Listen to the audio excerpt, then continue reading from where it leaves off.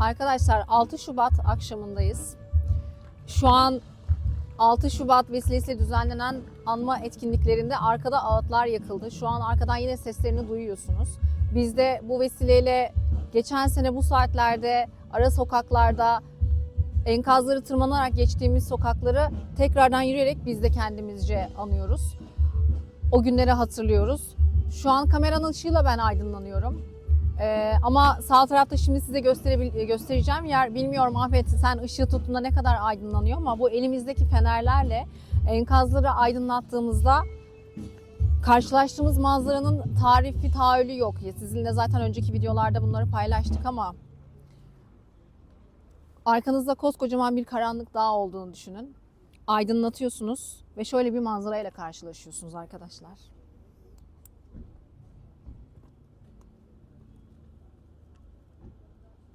Bu gördüğünüz en güzel hali. En sağlam hali daha doğrusu. En güzel derken.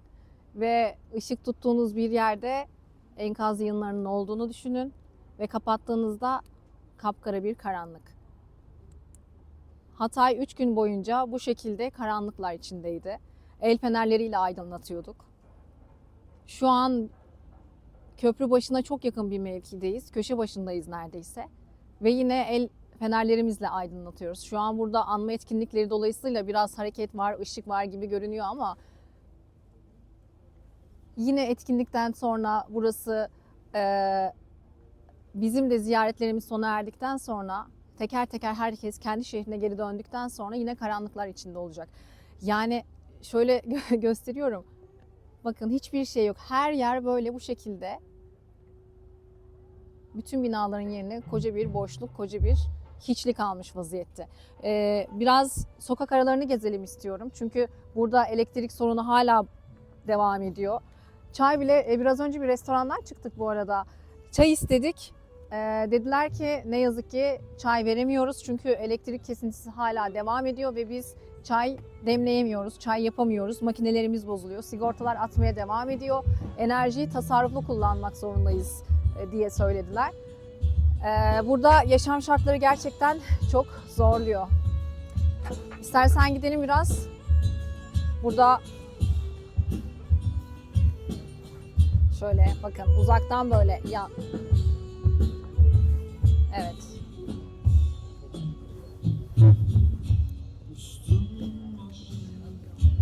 Tabii burası Antakya'nın en cıvıl cıvıl caddelerinden, sokaklarından bir tanesiydi. Ayvalık'ın Cunda'sıydı.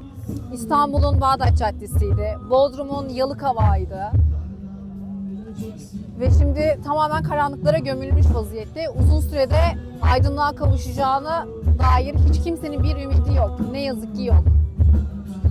Şarkılarla anıyoruz. Şarkılarla bir şekilde tepkimizi dile getiriyoruz. Ama bu kalabalıklar çok da uzun sürmeyecek arkadaşlar.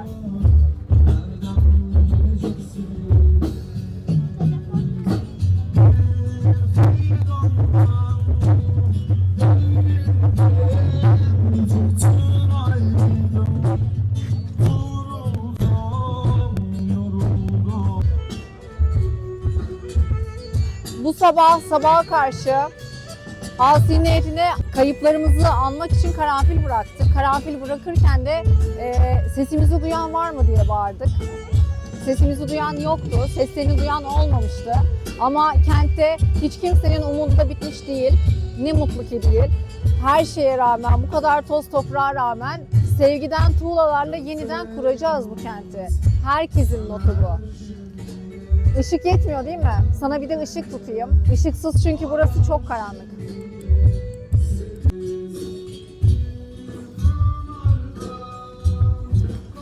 Şuraları gösterelim mi? Buraların hepsi bir dükkandı. Bütün esnaf burada konuşlanıyordu. Ama şu an hepsi ziyan olmuş vaziyette. Bu kent yeşerecek ama ne zaman, nasıl? Umudumuz var. Bir şekilde yeşerteceğiz arkadaşlar hep beraber. Bakın.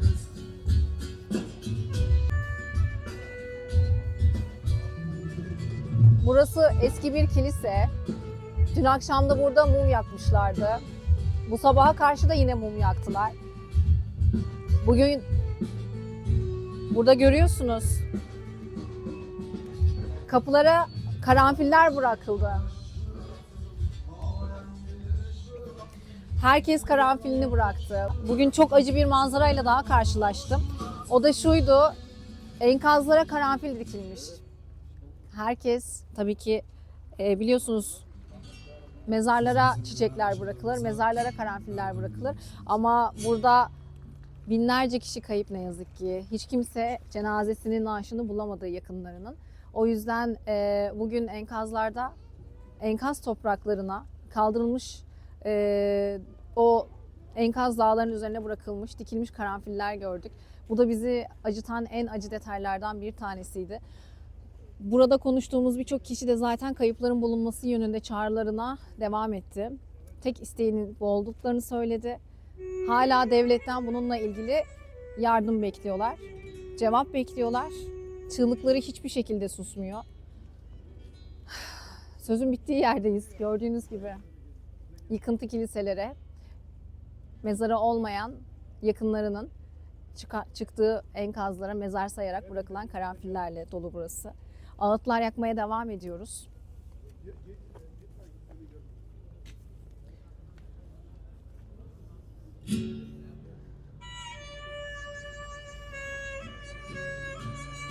Bu arada şu an burada biz ağıt yakıyoruz. Şarkılar söyleniyor. Kayıpların anısına burada bir şekilde depremzedeler motive edilsin diye ezgiler yükseliyor. Ama bu da sakın yanlış yorumlanmasın, bu böylesinde istemem. Hatay normale döndü. Motive edici, işte hatırına, anısına düzenlenen, buradaki depremzedelerin psikolojisini bir şekilde yükseltmek amacıyla yapılan bu etkinlikler zaten Hatay normal hayatına geri dönmüş. Orada bir müzik çalıyor, orada bir ezgi var diyerek düşünülmesin rica ediyorum. Çünkü herkes için burada hayat durmuş vaziyette. Esnafla konuşuyorum. Esnaf diyor ki artık paranın pulun hiçbir önemi yok. Marketle konuşuyorum, kasapla konuşuyorum. Ne sattığım şeyin bir önemi var, ne yedirdiğim gıdanın bir önemi var. Artık hiçbir şeyin tadı yok, artık hiçbir şeyin anlamı yok şeklinde hüzünlerini paylaştılar. Sadece dinlemekle yetindik. Çünkü bu acının tesellisi yok. Bu müzik sesleri aslında çok büyük bir ağıtın karşılığı. Ağıtı, buradaki yaşanan ağıtı bastırmanın bir karşılığı. Herkesler gamzede ama hiç kimse deva bulmuyor.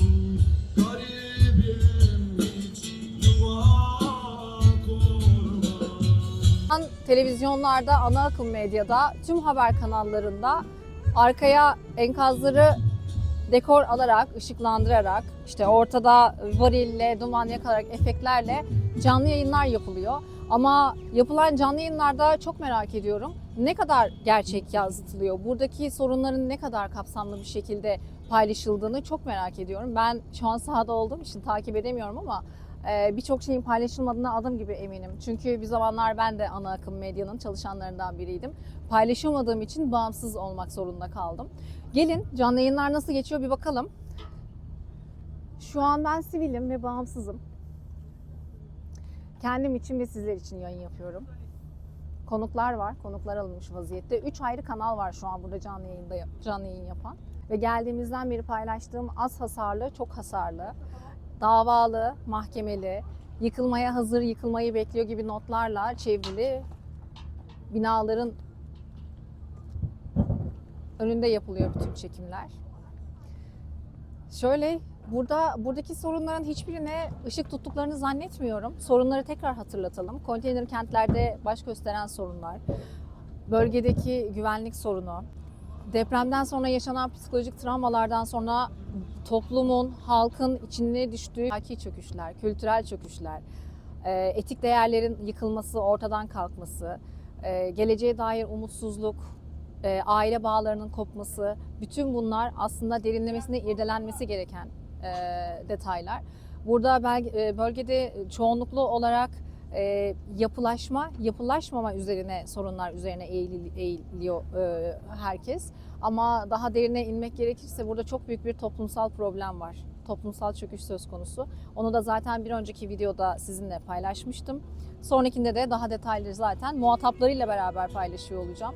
Orada müzik var, burada canlı yayınlar var ama burada hayat kesinlikle normale dönmüş değil. Lütfen kimse aldanmasın.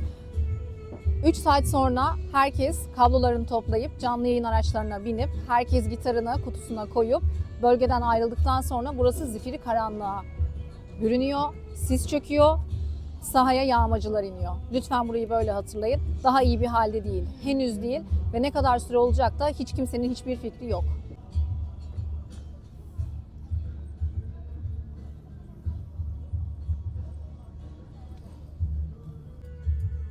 Şimdi tepki veriyorum. Çok yüksekten konuşulduğum söyleniyor. Ama şu ışığı bu yıkıntılara yansıtmak bir estetik kaygı. Yıkımı, enkazı estetik göstermenin kaygısı yayın için. Ama öyle bir şey yok. Bu ışıklar buradan kaldırıldığı zaman ortada koskocaman kabus gibi bir karanlık kalıyor. Ahmetciğim beni takip eder misin rica etsem? Yayınlar var şu an, canlı yayınlar. Ben onlar yayındayken arkada resmen aslında burada sessiz sessiz, yayına da çok karışmadan size aslında durumu anlatmaya çalışıyorum. Dört bir çevrili, güçlü voltajlı ışıklarla arkaya set ışıkları vuruluyor, bir setup kuruluyor. Ama bu setup gidecek. Bu tamamen o durumun dramatik yanını, travmatik yanını, daha düzelmemiş tarafını yansıtma amacıyla değil, tamamen estetik kaygılarla arkayı dekor olarak kullanma kaygısıyla yapılmış bir set. Bunu eleştiriyorum çünkü asla doğru bulmuyorum. Karanlıkta yapsınlar. Bir sene önce burası kapkaranlıktı çünkü. Yani şuraya şu kırmızı ışığı yansıtmanın yayın için hiçbir anlamı, hiçbir etik değeri yok. Yok. Burası sadece koca bir boşluk. Birazdan tekrardan karanlıkta yürüyelim. Sabah geçen sene geçtiğimiz, çalıştığımız topraklardan, topraklı yollardan geçelim. Topraklı yol diyorum çünkü biz ilk Hatay'a geldik 3 gün önce. Geçen sene aradığımız sokakları, geçen sene çalıştığımız sokakları ararken çamurlara saplandık. Ayakkabılarımızla yürüyemedik. Ama bugün geliyorum, burada kırmızı ışık yansıtılmış, estetik kaygısı güden bir setup görüyorum. Anlam veremiyorum. Enkazların hiçbir şekilde estetik dekor olarak kullanılmasına karşı çıkıyorum şiddetle. Şu yapılan yayınların hiçbirine de inanmıyorum. Lütfen siz de inanmayın. Çünkü hiçbiri mevcut durumu yansıtmıyor, yansıtmayacak da. Burada hayvanlara baş gösterdiği uyuz salgını var. Bahsediyorlar mı? Zannetmiyorum. Konteynerlarda bağımlılık sorunları var. Bahsediliyor mu? Bahsedilmiyor. Elektrik kesintileri var. Altyapı sorunları var. Bahsediliyor mu? Bahsedilmiyor. Herkes şu şehirden göç etmiş gitmiş. Ciddi derecede işsizlik var. Bahsediliyor mu? Bahsedilmiyor. Neden bahsediliyor peki ekranlarda? Politika. Fahrettin Koca'nın bu sabah meydanda istifa çağrılarıyla, nidalarıyla toplum tarafından, kalabalık tarafından protesto edilmesi yansıtılıyor mu? Yansıtılmıyor. Ekrem İmamoğlu'nun yansıtılıyor mu? Hatay Belediye Başkanı Lütfü Savaş'ın istifaya çağrılması, arbedeyle kaçırılıp meydandan uzaklaştırılması yansıtılıyor mu? Yansıtılmıyor. Yansıtılan tek şey arkamda gördüğünüz bu set dekoru.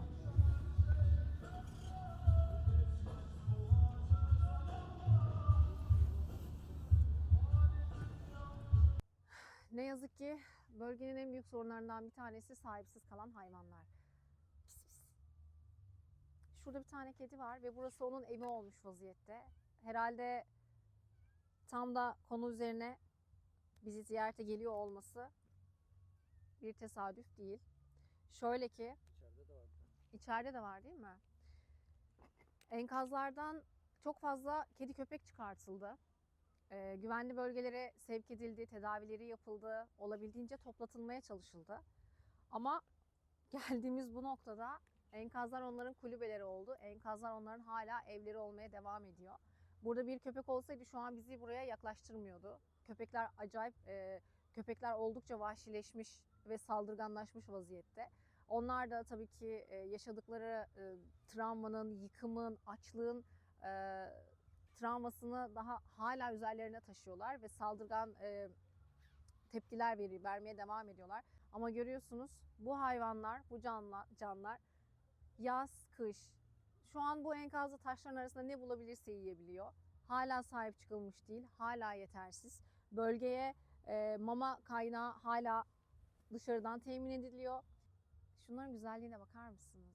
Burası onların evi. Yıkıntılar arasında kendilerine hayat bulmaya çalışıyorlar. Ama açlar, beslenemiyorlar. Biz şimdi buraya mama bırakacağız, gideceğiz. Hayvanseverler kedilerin bölgelerini, lokasyonlarını noktalamış vaziyette, belirlemiş vaziyette ve belirli aralıklarla gelip burada beslemelerine devam ediyorlar. Ama hiçbir şekilde toplatılmıyor. Neden toplatılmıyor? Çünkü bir barınak yok bölgede.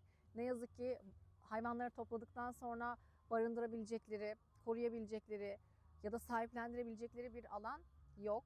O yüzden buradan da tekrar sesleniyorum. Ciddi derecede uyuz vakası var hayvanlarda, kedilerde, köpeklerde.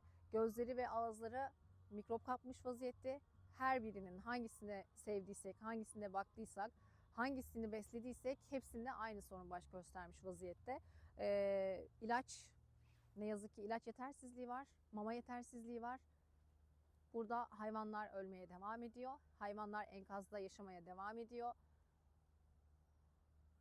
Hayvanlar da Hatay'da kaderine terk edilmiş vaziyette.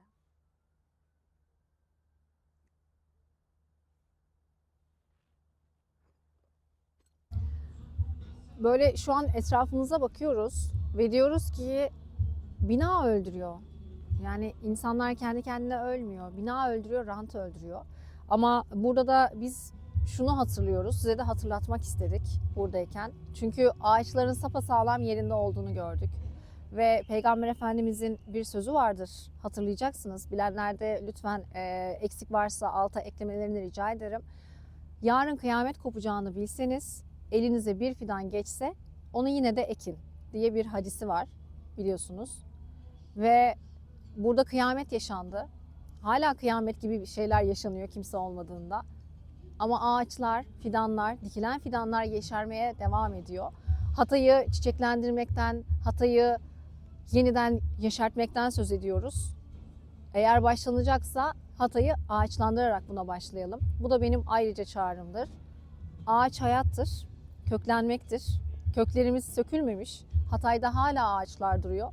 Daha da köklenmek için herkesi ben buraya bir fidan alıp dikmeye çağırıyorum. Çünkü bakın aralarda güzelim sapasağlam duruyor. Hala hayatta, hala canlı, hala meyve veren ağaçlar var.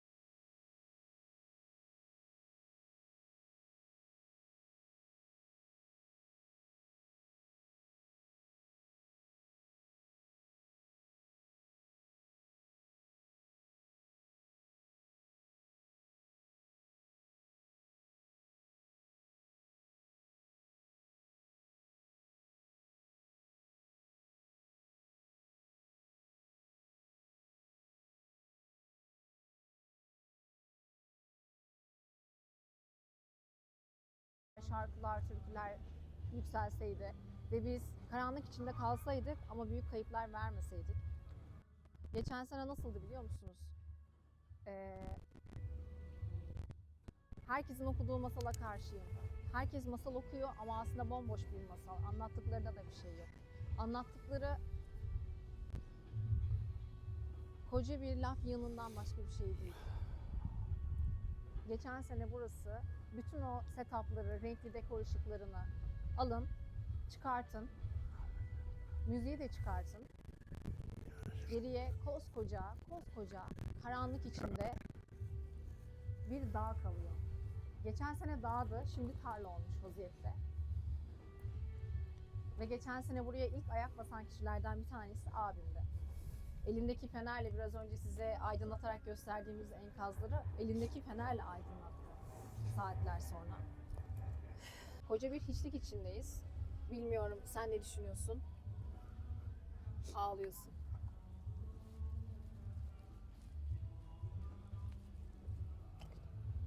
Evet. bizim kulaklarımızda sesimizi duyan var mı dediğimizde gelen sesler hala kulaklarımızda. Herkes sesimizi duyuyordu. Çok kişi sesimizle karşılık verdi. Çok kişi bağırdı. Bu ışığı nereye yansıtsak oradan ses geliyordu. Artık öyle bir noktaya gelindi ki ışığımızı yansıtmaya korkar olduk. Çünkü karşılığını veremiyorduk. Hangi birine yetişeceksin? Herkes sesimizi duyuyordu. Herkes ışığımızı görüyordu. Ama biz yetemiyorduk. Ve şu an o yetemediğimiz yerde bakın. Bakın. Yetemediğimiz yer nasıl? Burası sadece yürüme, kendi etrafımızda sadece döndüğümüz bir yer. Bakın oradan karanlıktan birileri geliyor. Ve yolunuzu, izinizi bulamıyorsunuz. Tarifi olmayan bir şey. Şimdi orada bu yaşanan acıların olduğu bu yeri bu şekilde set olarak kullanıyorlar. Ve buradaki hiçbir soruna da ışık tutmuyorlar. Benim gerçekten karşı çıktığım tek şey bu. Umarım bizim çağrımız ve söylediklerimiz yerini bulur. Umarım ulaşıyordur herkese. Ben buranın eski halini biliyorum. Burada 1,5 ay kaldım. Antakya'da. Her taraf buralar kartpostallık görüntüler vardı. Binalar çok güzeldi. Sokaklar çok güzeldi. Çok güzel tarihi eserler vardı. Çok güzel insanlarla tanışmıştım. Çok güzel insanlar vardı burada. Çok güzel insanlar yaşıyordu burada. Hepsinin mekanı cennet olsun. Bir şehir yok olmuş. Çok üzücü. Çok üzücü. Biz kokusunu hala alabiliyoruz. Daha bugün konuştuk. 1 sene geçmiş. O acının kokusunu biz biliyoruz. Ve bugün hala alıyoruz, biliyor musunuz? İnsanlarımız ne olur 30 yıllık apartmanlarında artık oturmaya ısrar etmesinler. Metrekare kaygısı sebebiyle evlerinde oturmaya hala devam etmesinler, eski evlerinde. Her şeyin bir raf ömrü olduğu gibi binanın da bir ömrü var. Ben mimarım. Mesleğim icabı konuşma hakkına sahip olduğumu düşünüyorum. Yani bunu kendimiz de yaşıyoruz biz. Evimden o yüzden taşındım. Çoğu komşumuz itiraz etti. İtiraz sebepleri şuydu. Bizim binamız işte 30 yıllık ama bizim binamızı müteahhit yaptı. Müteahhit aynı binada oturdu. Çok sağlam yaptı. Buraya bir şey olmaz. Yeni bina yapılırsa, eğer kentsel dönüşüme girerse, bina yıkılırsa, yenisi yapılırsa 120 metrekarelik dairemiz 90 metrekareye düşecek. O yüzden vermeyelim. Bu tartışmalar oldu. Değer mi yani 120 metrekare 90 metrekare için? 120 metrekarede ölmeye değer mi? Değmez. Değmez. Değmez, sözün bittiği yerdeyiz. 120 metrede ölüp sonrasında 1 sene sonra gelip bizi mi anacaklar ya da sizleri mi anacaklar? Bomboş, enkazlar kaldırıldıktan sonra bomboş bir karanlık içinde bizi kurtarmaya gelenler, sizi kurtarmaya gelenler bas bas bağıracak yine. Sesini duyurmaya çalışacak. Yapmayın. Binalarınızı güçlendirin. Deprem öldürmüyor. Binalar öldürüyor. Deprem öldürmüyor, bilinçsizlik öldürüyor. Deprem öldürmüyor, farkındasızlık öldürüyor. Lütfen. Lütfen sesimizi duyun. Biz boşuna bugün burada değiliz. 1 sene önce de değildik, şimdi de değiliz. O sesler hiç susmasın. Hep devam etsin. Ama hiç kimse de boşu boşuna ölmesin.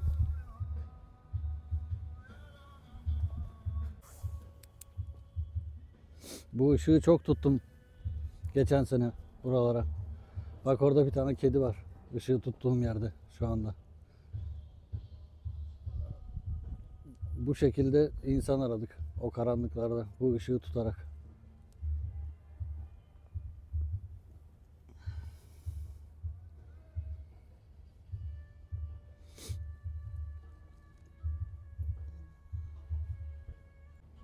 Şimdi biz yavaş yavaş burada kendi kamera ışığımızı da kapatalım. Ve 3 günü, 4 günü biz bu karanlığı nasıl aydınlattık? Hem o ışığı gösterelim, hem nasıl bir karanlıkla kapattığımızı görün. Hem o ışığı gösterelim. O ışık, sen de söyleyeceksindir, çok hayat kurtardı. Evet. Bu ışık çok hayat kurtardı. Nasıl bir karanlığın içinden, nasıl bir hayat ve yaşam mücadelesi verdiğinizi size yansıtabildiğimiz kadar yansıtalım. Karanlığa gömülelim. Elimizdeki ışıkla ne kadar aydınlatabildiysek aydınlat.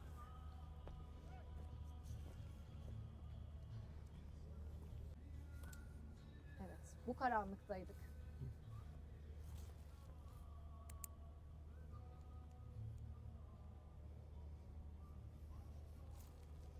Ve sadece tuttuğumuz alan kadarını görüyorduk.